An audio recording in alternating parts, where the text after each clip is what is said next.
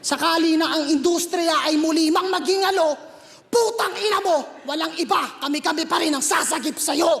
Sige kayo na, mga pinakamalalim, matalim, nakakaaliw, at mga nararapat na idolo. Di ko kailangan bigyan ng titulo pangalan ko, yung pangalan ko nasa lahat ng titulo.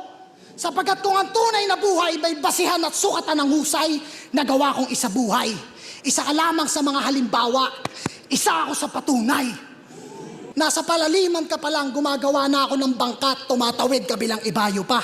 Nagpapatalas ka pa lang ng talim, hinahasa ko, ibang tao na. Ang desirasyon ay sa iyong tuhod, sa balikat, sadyang katawan mo ang pagbubuntungan.